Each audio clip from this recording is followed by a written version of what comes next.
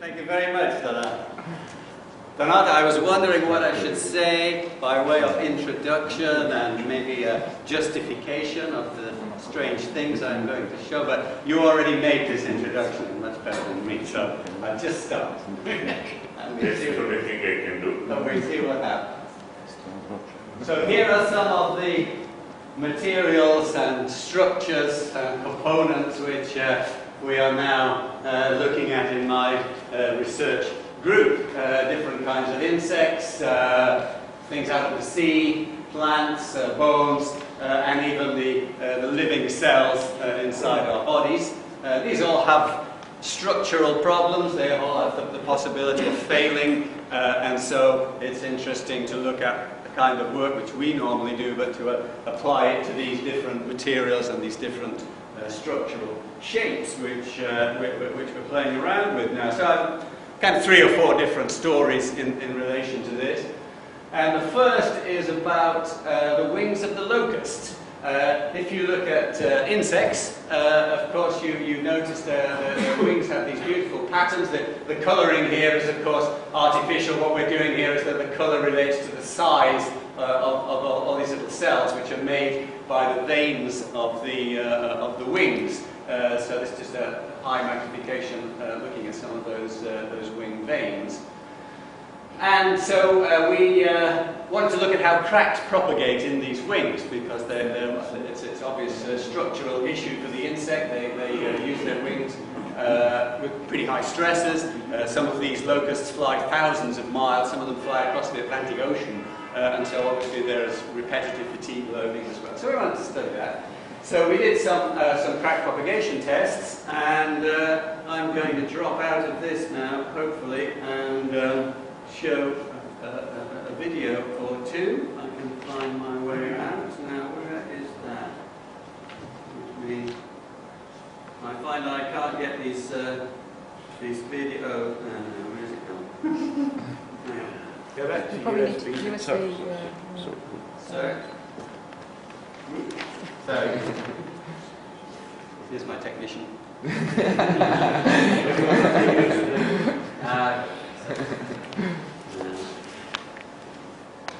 So here's just a very normal fracture toughness test with a pre-crack, but it's on the wing of a locust, and you can see things happening there when it stops, when it arrests at the vein. Just show you another one now. So these veins are acting as crack arresters, and you see when the crack meets the vein, there's a sort of blunting of the crack tip, and we have to do quite a bit more tension before it pops through the vein there, and then keeps going.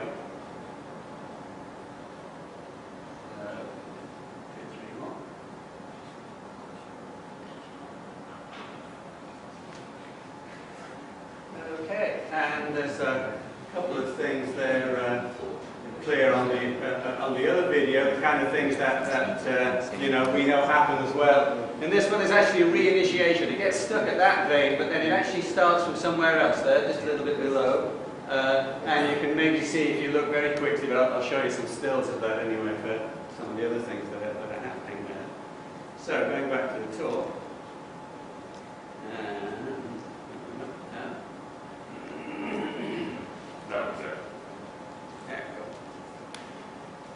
So yeah, on the left there, you can see the crack kind of jumping, going along, and then suddenly jumping forwards, as you'd expect from what you just saw on the video, and each of these jumps corresponding to a load drop.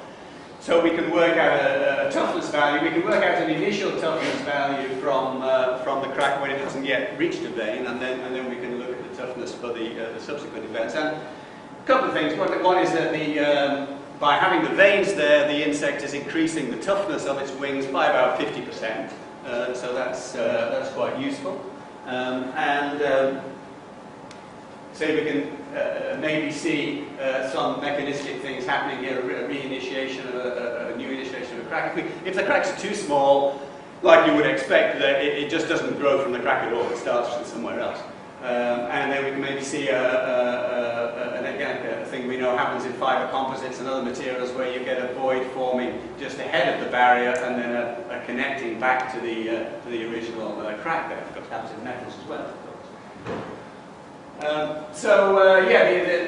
In terms of what this is doing for the insect, we asked ourselves, is this spacing of veins the ideal value? Is it the best value that could be expected? Has it evolved to this optimal value?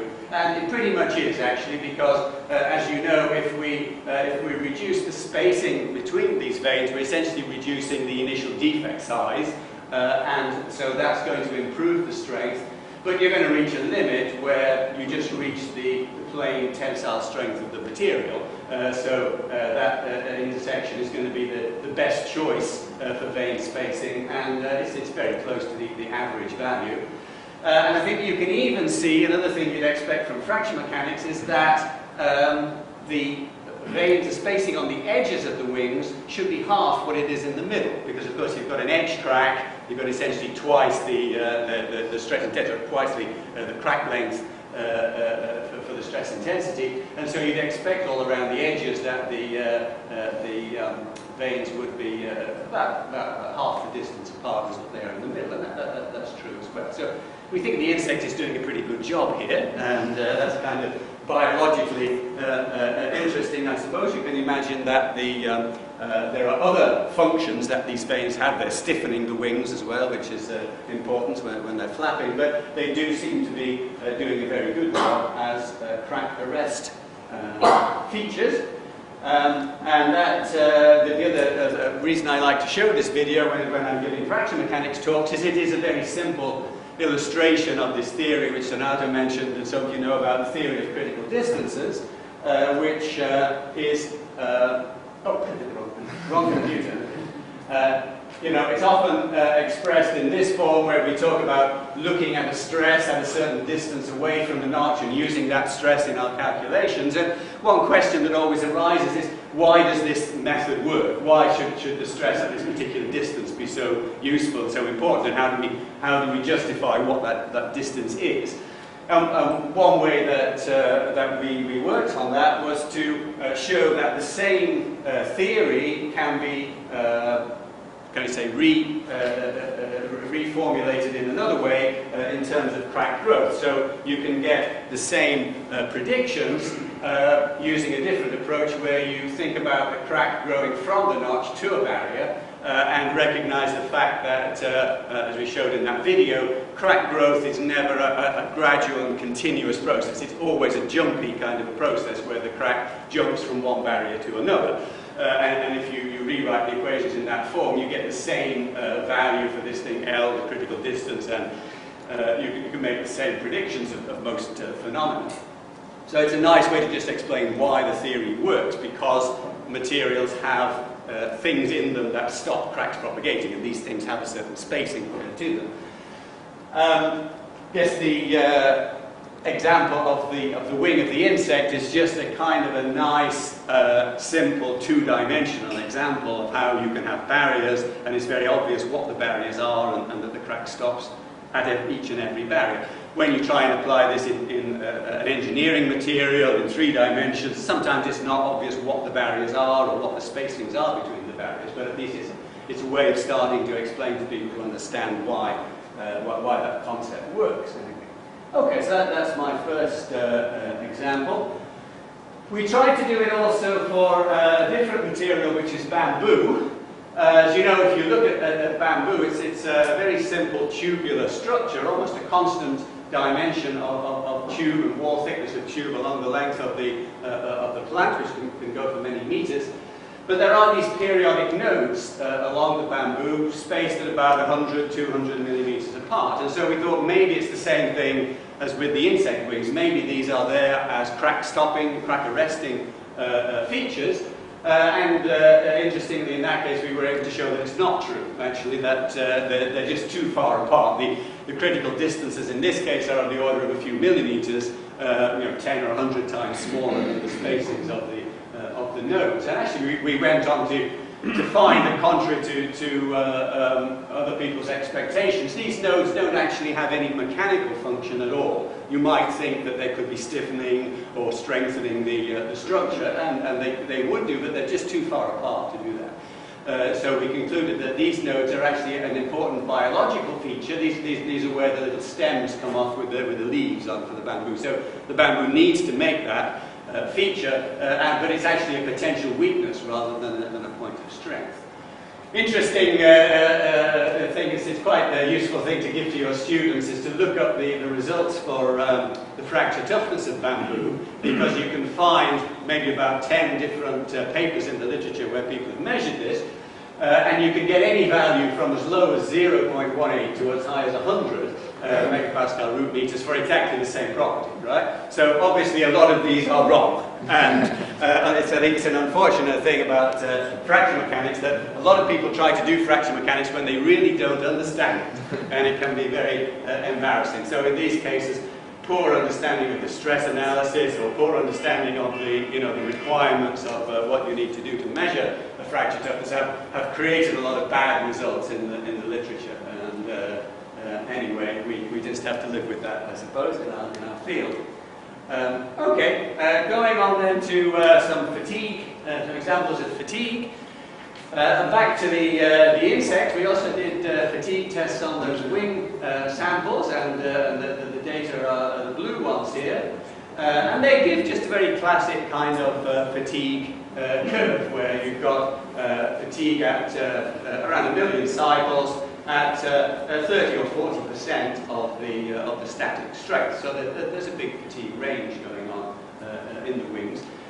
We also did tests on the legs of the insect. Again, this is a locust, chosen really because they're relatively large and so kind of easy to handle. And the back legs of the locust, the ones that uses for jumping, are about 10 millimeters long, about 1 millimeter diameter. So we're doing a little cantilever beam bending experiment here, fixing at this end and pushing down here.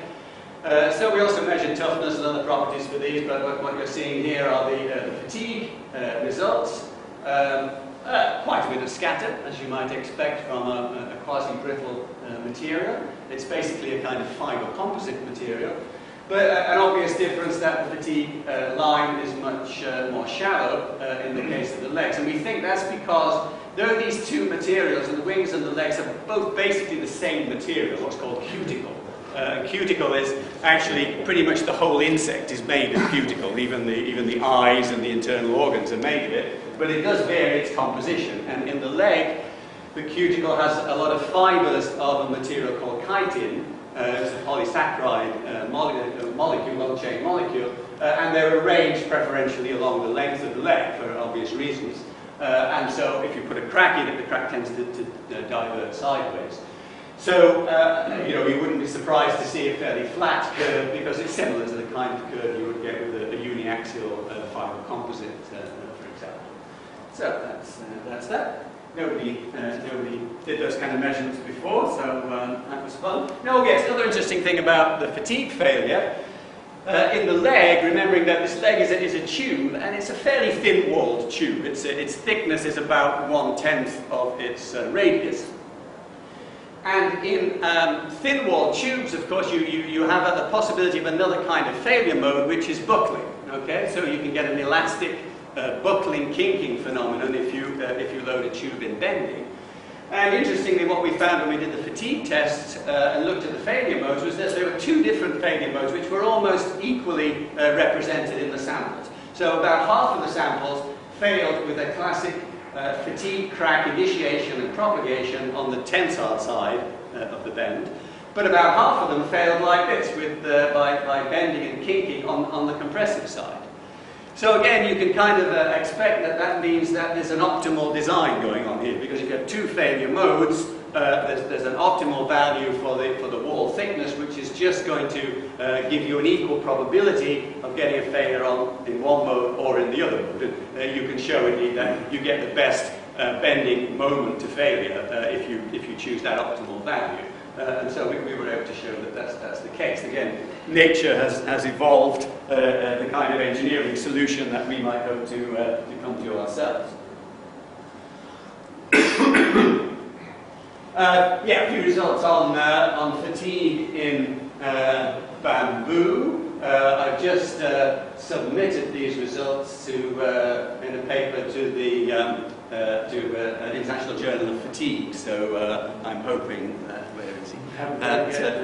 might get a favourable result there. But who knows? This may be the only time you ever see them. Same kind of thing, we've got tests showing that, and you know, remarkably, as far as we can see, nobody else ever did this, despite the fact that bamboo is used in a lot of structural applications, especially in China and other countries in Asia, but increasingly also in Europe, people are using it in building structures and very extensively in scaffolding, things like that. So it's in fatigue behaviour is important, but we couldn't find any data on this.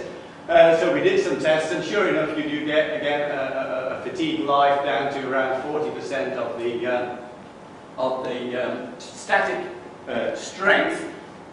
With the bamboo, it's extremely anisotropic. There's very, very big differences between the longitudinal properties and the transverse properties. And in fact, in the longitudinal direction, we couldn't get any fatigue failures at all. Even when loaded at 90% of the static strength, it either just doesn't fail, it fails on the first cycle, or it never fails. Okay, so again, because of that great anisotropy.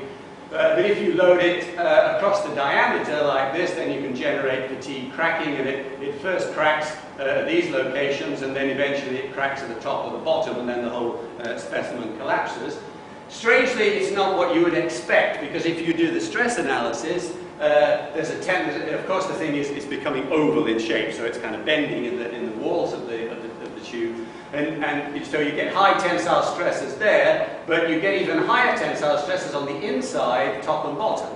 And those stresses there and there are actually about twice as high as they are here, but it always fails first from this point or this point. And I think it's because the material is not the same from the outside to the inside. Okay? On the outside of the tube, you have a relatively large number of fibers, and you've got a relatively hard and strong structure, but it's very brittle. Whereas on the inside, though strength is lower, the toughness is about twice as high. So, looks like, because we're talking about a very brittle material, that it's that crack initiation, probably from pre-existing defects, short crack propagation, but it happens so fast that we can't really see it. But I guess that's what's controlling it, because it seems to be taking advantage of the toughness differences in the material from outside to inside. So anyway, that's that.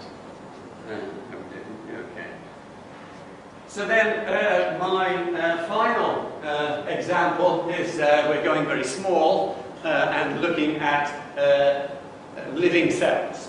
So obviously you have a lot of living cells in your body. What you're seeing here are cells that are inside your bones. Okay, so your bones contain, the actual bone material is not alive. That's dead, what we call extracellular matrix, which has been created by these living cells, and then the cells kind of live inside the bone that they've created.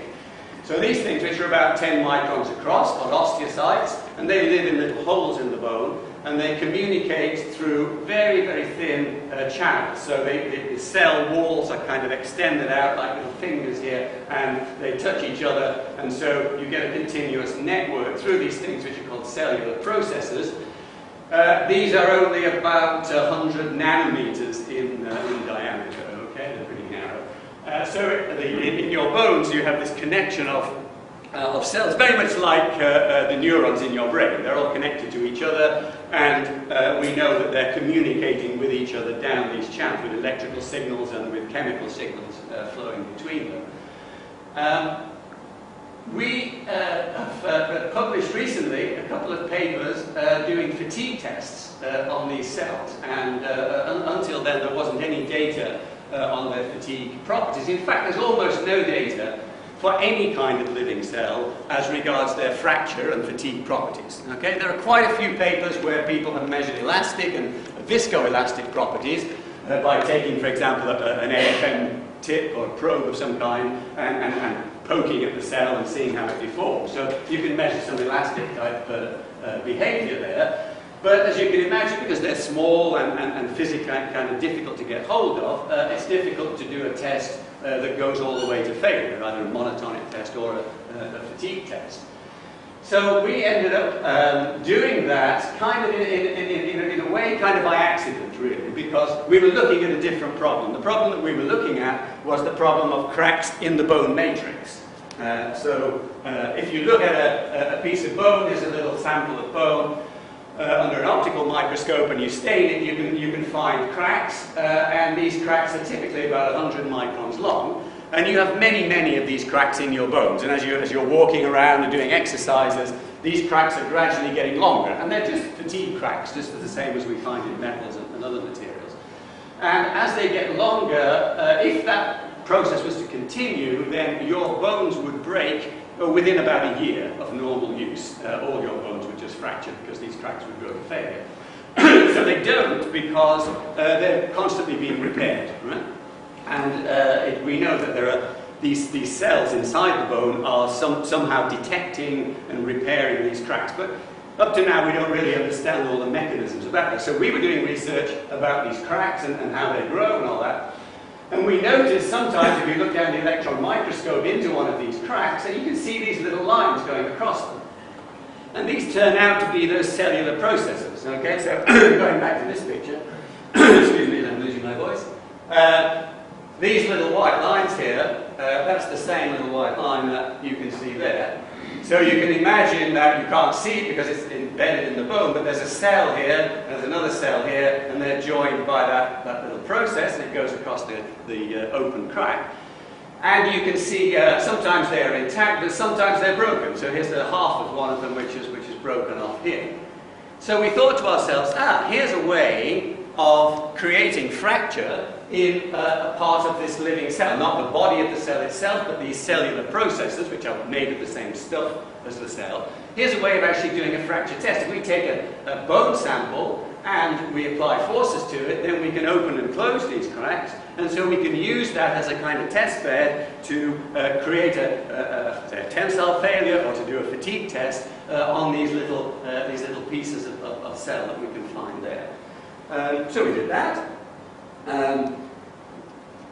Here's an example of one of them failing. It's pretty tedious work, but this is what we have research students for, right? So we have an in situ loading stage inside an SEM. We look inside the crack. Here we see quite a few of these cellular processes crossing the crack. But looking at this one, that's what it is at the start of the test. And then after a number of cycles, that one's disappeared. Okay, all the others are still there. And so that's failed. So we can count the number of cycles to failure. And we can measure the opening and closing of this crack, which is going to be somehow related to the strain that we're applying to that process. Obviously, the crack is not perfectly straight. It meanders around and opens and closes and moves in different ways. So we have to measure in the SEM. We have to measure the exact opening and closing at the point where the failure occurred. So we go back through all the pictures and do that. But anyway, that's possible. And then we have a problem because we're only seeing a part of this thing. It's a very long, thin thing, fixed with a cell here maybe and a cell here. But we don't know exactly where those cells are, so we have to make some assumptions and make a finite element model to investigate that, which we did. So this is looking at the first ever fatigue data for any kind of cell. I say a living cell, but of course by the time we're testing it, it's in the SEM, so it's not living anymore, but it's a cell that used to be living inside your bone. Here we're looking at cyclic displacement range against the number of cycles to failure. So far we're only able to do a fairly small number of cycles, so it's very low cycle fatigue. We're getting failures within about 10 cycles, and then we have some non-failure points around 100 cycles. But okay, we're beginning to generate some kind of fatigue curve for this. And making a few assumptions, we can turn that into a strain life diagram, which I'm not showing here, but then we also, because with these, each individual sample, the loading is slightly different, so we found by using a Smith-Watson-Topper parameter to account for mean stress that we could collapse it onto a fairly narrow scatter band. So this is our sort of initial proposal for fatigue failure of these cells. So we think that's kind of fun. There's a lot of cells in the body which experience large deformations, 10, 20, 30% strain sometimes of various cell types that are moving around in your body and squeezing through gaps and doing all kinds of things. So fatigue failure is certainly a potential kind of failure for these cells, and it's quite important for them. Okay, I've almost talked enough, I think. Just a final slide. Why do we do this? For me, it's the first one. It's pure curiosity, to be honest with you. I just find it fascinating to think about how nature has solved a lot of the problems which we are solving or trying to solve in engineering structures, and to understand that interplay between material properties and structure, which is so important in design problems of all kinds, and to see how sometimes nature, evolution has solved those problems for us. But as you can imagine, there are important applications. That last example is very important in terms of understanding how we repair our bones, because sometimes the whole thing goes wrong.